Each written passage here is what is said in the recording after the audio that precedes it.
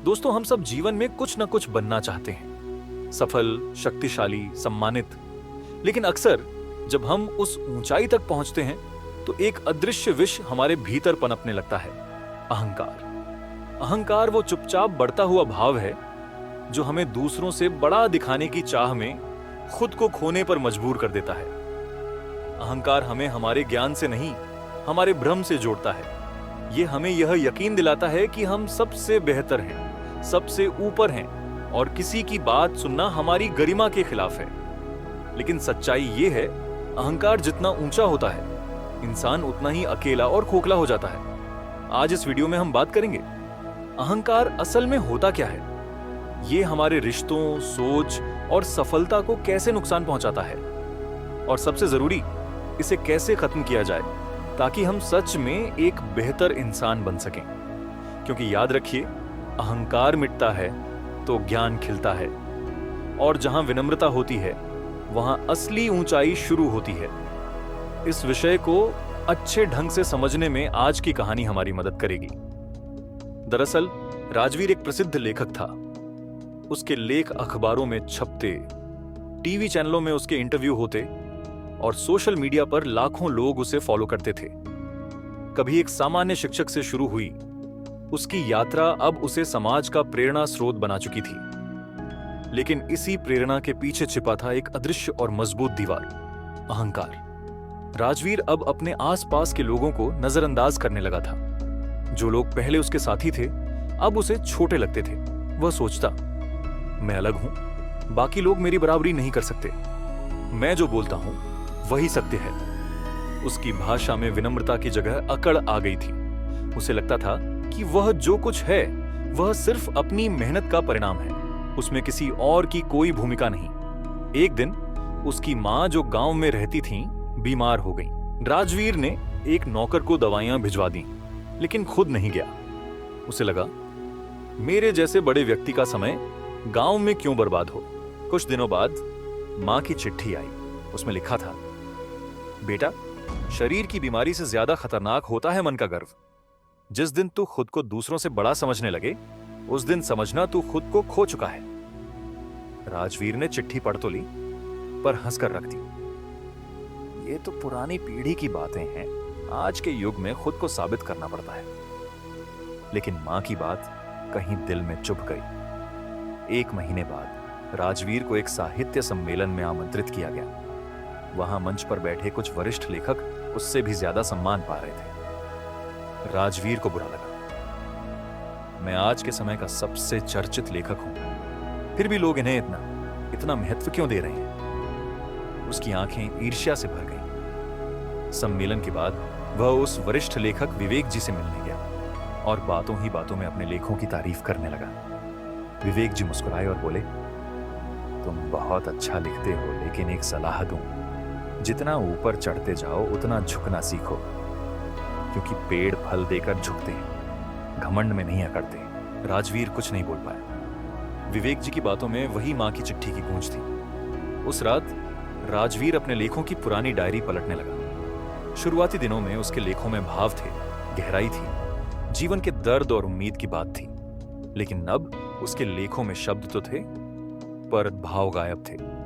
उसने खुद से पूछा, क्या मैं सच में समाज को कुछ दे रहा हूं या बस खुद को महान साबित कर रहा हूं। उसे एहसास हुआ कि अब वह ज्ञान बांटता नहीं था, दिखाता था। वह दूसरों को प्रेरित नहीं करता था, बस अपनी छवि को चमकाता था। राजवीर की रातें अब बेचैनी में बीतने लगी थी। वह मंच पर तालियां तो बटोरता था, पर अब उसे लगता, कुछ छूट गया है, कोई खालीपन है जो कभी भरा नहीं जा पा रहा। हर बार जब वह कोई लेख लिखने बैठता, कलम रुक जाती। वह सोचता, क्या मेरे शब्द अब सिर्फ दिखावे बन चुके हैं? क्या मैं लोगों के दिलों तक पहुंचता हूं या सिर्फ उनकी आंखों को चकाचौंध करता हूं? वह धीरे धीरे किताबें पढ़ने लगा। विवेकानंद, कबीर, रविंद्रनाथ टैगोर, ओशो। हर पंक्ति उसे एक नई दिशा दिखा रही थी। लेकिन सबसे गहरा असर हुआ कबीर की एक दोहे पर, साईं इतना दीजिए, जामे कुटुंब समाए मैं भी भूखा न रहूं, साधु न भूखा जाए। इस पंक्ति ने उसे भीतर तक हिला दिया। उसे लगा कि संतों के शब्दों में कोई प्रदर्शन नहीं, केवल गहराई और विनम्रता है। एक दिन राजवीर अपने मित्र की सलाह पर एक साधु महात्मा से मिलने गया, जो पहाड़ियों पर एक छोटे से आश्रम में रहते थे। वहां कोई चमक धमक नहीं थी, न कोई प्रचार, केवल शांति थी। राजवीर ने साधु से पूछा, महाराज, मैं जानना चाहता हूं, अहंकार क्या है और इससे कैसे मुक्त हो सकता हूं? साधु मुस्कुराए और बोले, अहंकार वो आईना है जिसमें तू सिर्फ खुद को देखता है, लेकिन वो खुद तुझे नहीं दिखाता। और जब तू खुद को देख ही नहीं पाता, तब तेरा भीतर तुझसे अजनबी हो जाता है। राजवीर चुप था। साधु ने आगे कहा, अहंकार खत्म नहीं होता थोड़ा, अहंकार पिघलता है सेवा से, मौन से और आत्मदर्शन से। तू खुद को देखने की कोशिश कर, बिना भूमिका के, बिना नाम के। जो बचेगा वही तू असल में है। राजवीर ने कुछ दिन आश्रम में बिताए। वहां उसने पहली बार झाड़ू लगाई, बर्तन धोए और बीमार साधुओं की सेवा की। शुरुआत में उसे अजीब लगा। एक लेखक जिसने बड़े मंचों पर भाषण दिए, वह अब चुपचाप सेवा कर रहा था। लेकिन धीरे धीरे उसके भीतर एक शांति उतरने लगी। उसने पहली बार खालीपन में सुकून महसूस किया। एक रात उसने अपने पुराने लेखों को आग में डाल दिया। उसने कहा, ये शब्द मेरे नहीं थे, ये मेरे अहंकार के थे। अब जो लिखूंगा वह आत्मा की आवाज होगी। राजवीर अब वापस शहर लौटा, लेकिन यह पहले वाला राजवीर नहीं था। उसके चेहरे पर एक शांति थी जो दिखावे से नहीं, अनुभव से आई थी। अब उसने अपने नाम के आगे प्रसिद्ध लेखक लिखना बंद कर दिया। वह बस राजवीर था, एक विद्यार्थी जो जीवन को सीख रहा था।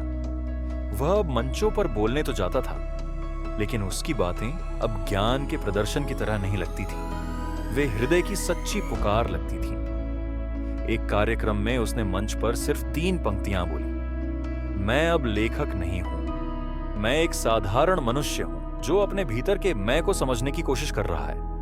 और अगर मेरी बातें आपको छू जाएं तो वो मेरा नहीं, उस शून्य का संदेश है जहां मैंने खुद को खोया।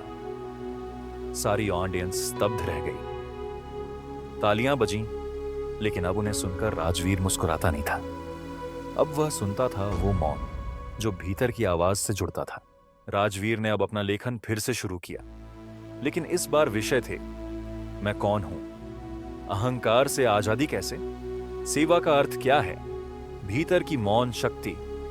उसने एक सार्वजनिक मंच शुरू किया, अनाहत संवाद, जहां लोग अपने अहंकार से जुड़े अनुभव साझा करते, एक दूसरे से सीखते और साथ में आत्मदर्शन की यात्रा पर निकलते।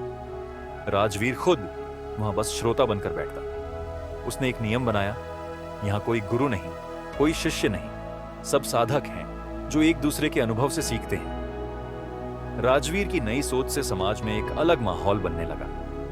कई युवा जो सोशल मीडिया पर खुद को साबित करने की दौड़ में खो गए थे, अब राजवीर की बातों से अहंकार की पहचान करना सीख रहे थे। शिक्षकों ने अब अपने छात्रों को सिर्फ मार्क्स की दौड़ में नहीं, बल्कि चरित्र और विवेक की ओर मोड़ना शुरू किया। कंपनियों में कुछ अधिकारियों ने नरम नेतृत्व की परिभाषा अपनाई, जहां बॉस नहीं, मार्गदर्शक होते हैं। राजवीर ने खुद को अब एक नाम दिया, अहम विनाशी साधक। और हर प्रवचन के अंत में बस यही कहता, मुझे मत देखो, अपने भीतर देखो, क्योंकि तुम्हारा सबसे बड़ा गुरु वहां बैठा है, जहां अभी तक तुम्हारी नजर नहीं गई है। बहुत सुंदर। चलिए इस गहराई भरी यात्रा को और आगे बढ़ाते हैं। अब कहानी उस मोड़ पर है जहां आत्मबोध की कठिन परीक्षा आती है, क्योंकि अहंकार अक्सर चुपचाप लौट आता है जब व्यक्ति खुद को समझ चुका समझने लगता है। समाज में अब राजवीर को एक जागरूक साधक माना जाने लगा था। उसके भाषण, लेख और कार्यशालाएं पूरे देश में फैलने लगी। लोग उसकी विनम्रता की तारीफ करते, उसकी विचारशीलता को पूछते थे। लेकिन यहीं एक सूक्ष्म बदलाव फिर शुरू हुआ। अब विनम्रता भी उसकी नई पहचान बन गई थी और वह इस पहचान में गर्व महसूस करने लगा। एक दिन जब एक श्रोता ने मंच पर खड़े होकर सवाल किया, राजवीर जी, क्या आपको कभी फिर से अहंकार का एहसास होता है? राजवीर मुस्कुराकर बोला, नहीं, अब मैं पूरी तरह मुक्त हूं। राजवीर के पुराने गुरु, वही साधु जिन्हें वह पहली बार मिला था, एक दिन चुपचाप उसके कार्यक्रम में आए। राजवीर ने उन्हें पहचान लिया। और आदरपूर्वक मंच पर बुलाया। साधु ने माइक लिया और कहा, राजवीर, तुमने बहुत अच्छा कार्य किया है, लेकिन एक चीज पूछूं, क्या तुम्हारा विनम्र होना भी अब तुम्हारा नया गौरव बन गया है? क्या अब तुम अपनी विनम्र छवि पर गर्व करने लगे हो?